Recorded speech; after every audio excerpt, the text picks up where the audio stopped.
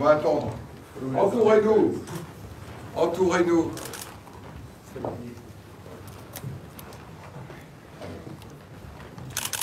Comme vous voulez. Vous avez tout pour vous. Entourez-nous. On va faire la photo avec tous les collègues. Monsieur le chargé d'affaires. Oui. Oui. Ça va, Hugues? Oui. Voilà. Allez. On a un beau texte.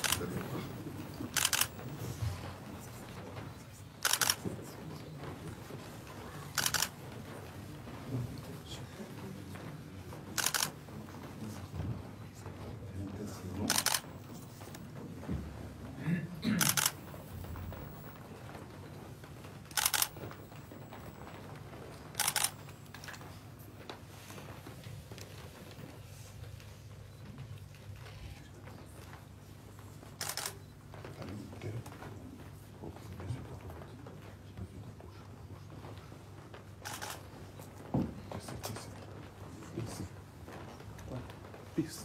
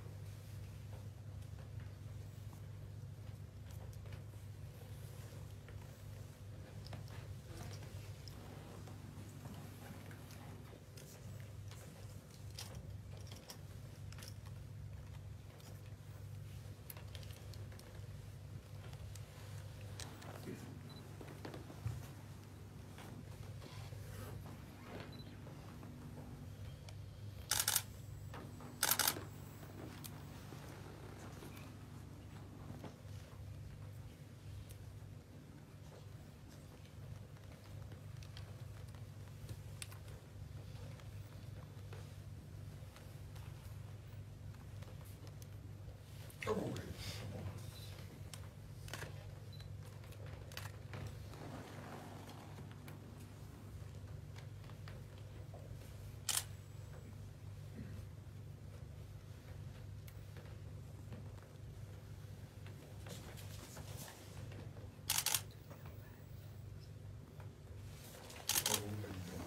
Merci. Je peux lire? Oui.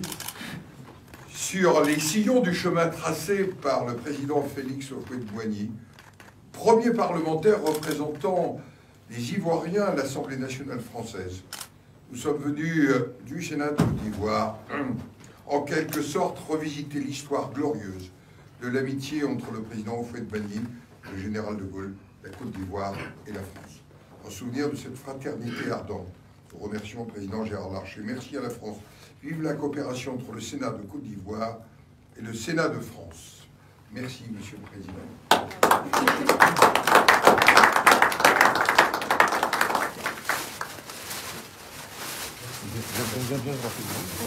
L'échange des cadeaux. L'échange des cadeaux. L'échange des cadeaux. L'échange de cadeaux. L'échange de cadeaux. L'échange de cadeaux. Monsieur le Président, s'il vous plaît, pour avoir la poignée de main, s'il vous plaît, on la part. Merci beaucoup.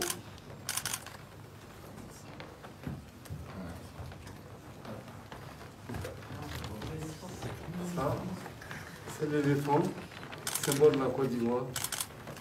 C'est le symbole de la sagesse. Ça nous va bien tous les deux. Oui. Merci beaucoup pour ce cadeau et ce symbole. Il faut être... Merci beaucoup. Un regard, s'il vous plaît. Ici. Merci beaucoup. Je me permets, Monsieur le Président, de vous offrir quelque chose d'un peu plus, peut-être en poids léger, mais aussi symbolique d'un savoir-faire français, qui est à Limoges et qui présente un symbole dans une rose d'ouverture au monde. Vous avez parlé tout à l'heure de l'universalisme, celui que vous avez partagé, celui que nous partageons. Bien, cette étoile est un symbole de l'universalisme, notamment des valeurs que nous avons en partage, qui se construisent autour de la démocratie, du respect des droits humains et du respect de la diversité. Chacun des peuples a beaucoup à apporter. Je voulais vous remettre ce cadeau. Merci.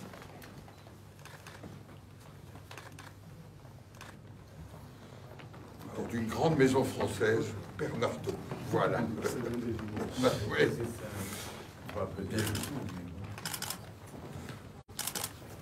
Bien, je vous invite, mes chers collègues, à partager un verre d'amitié. Oui, une question. On les fait ?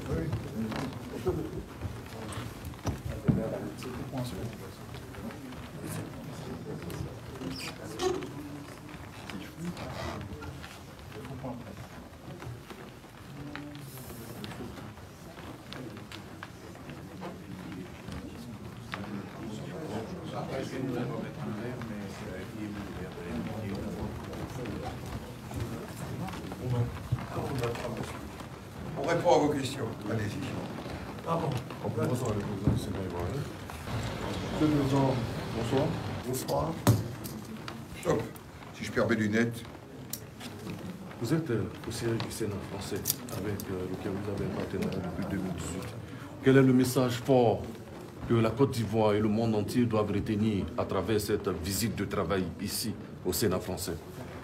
Mais nous sommes résolument dans le sillon du chemin lumineux tracé par la Côte d'Ivoire lorsque le président Félix Houphouët-Boigny fut élu député à l'Assemblée nationale française en 1944-45 et surtout cette amitié spéciale, particulière avec le président Charles de Gaulle, qui disait du président Houphouët-Boigny, cerveau politique, il était un cerveau politique de premier ordre.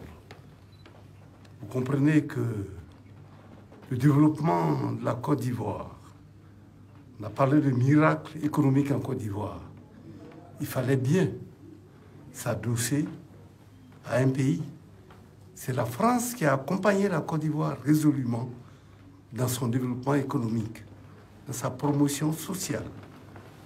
Vous savez l'importance de la langue française en Côte d'Ivoire. Nous sommes plus de 60 ethnies. Grâce à la langue française, notre unité nationale se consolide chaque jour. Et aujourd'hui, l'Afrique fait l'objet de convoitises de tout ordre. Il faut rappeler aux uns aux autres que la Côte d'Ivoire est l'ami de tous les pays, mais le frère de la France. Il y a les amis, il y a la fraternité. C'est une fraternité historique une fraternité qui entend se projeter dans l'avenir pour consolider ses relations. Car il n'y a pas de honte à dire que le président Félix Houphouët-Boigny, en 1958, quand il disait et demandait à ses autres pairs africains de demeurer dans la communauté franco-africaine afin de continuer à construire nos pays, afin de donner le minimum vital des besoins sociaux, des équipements, en hôpitaux, en écoles, en électricité, en eau potable, et que demain, au fur et à mesure de l'évolution économique de nos pays, la séparation allait se faire automatiquement, mais dans le respect mutuel. Mais hélas, il n'avait pas été entendu.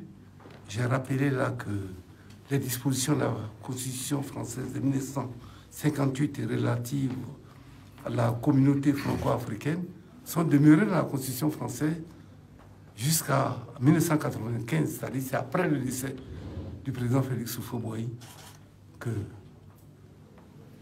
les autorités politiques françaises ont estimé qu'il fallait abroger, sortir ça de la Constitution française. C'est une marque d'amitié, une marque de fraternité. Et nous tenons à cette coopération. Nous tenons absolument à cette coopération dans cette Côte d'Ivoire entourée de pays déstabilisés. Cette oasis est la responsabilité du président Ouattara de contribuer à apporter le développement, parce que la faim et la misère rendent les gens méchants. Ça donne de mauvaises idées. Mais quand vous avez un minimum de bienfaisance, comme le président Houphouët-Boigny le disait, l'homme qui a faim n'est pas un homme libre. Et celui qui est préoccupé par du matériel ne peut pas s'élever en être pensant. Et nous travaillons pour rendre les Ivoiriens libres et avoir notre souveraineté alimentaire, notre souveraineté d'électricité, en hôpital, en économie, être vraiment souverain. C'est ça la vraie souveraineté.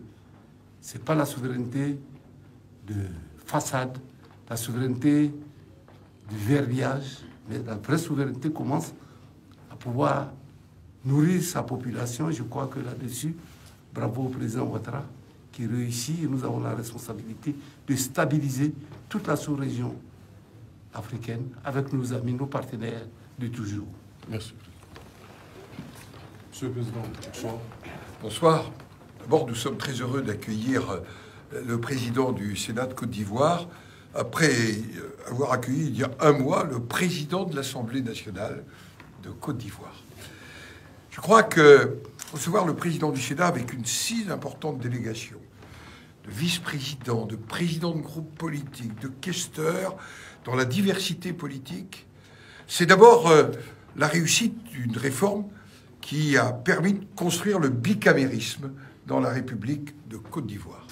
Et le bicamérisme, notamment au travers de la représentation des territoires et de personnalités fortes désignées, c'est, je crois, un pas de plus dans la consolidation de la Côte d'Ivoire.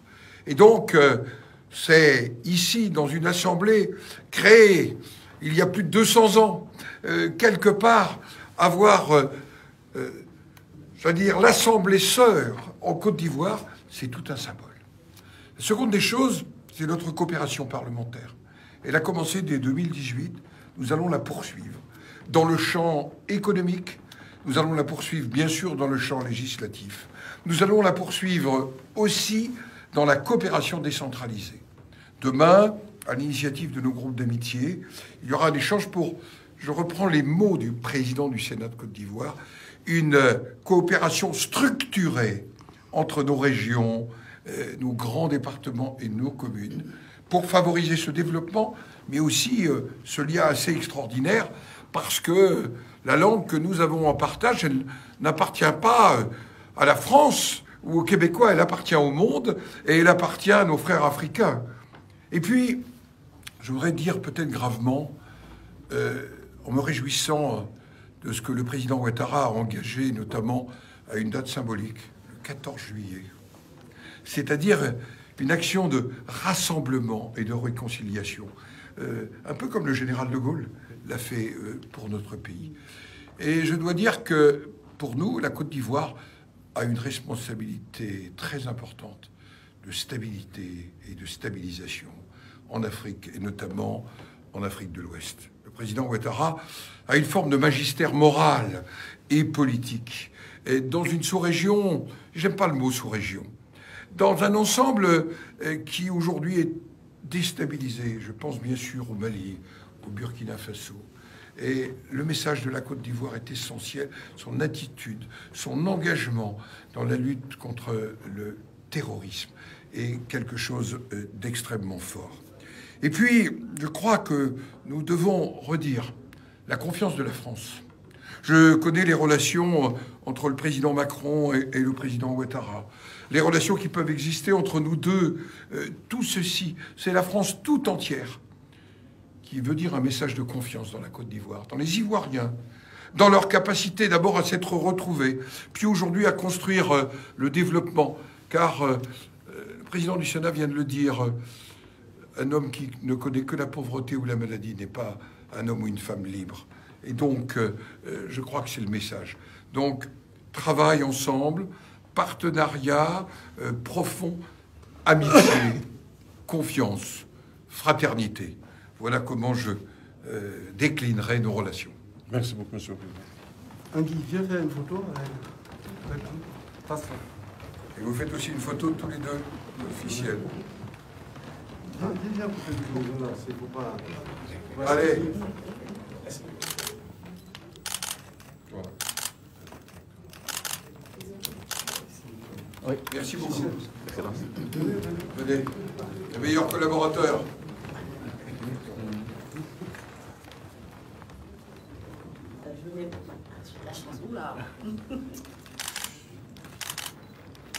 Ici, s'il vous plaît.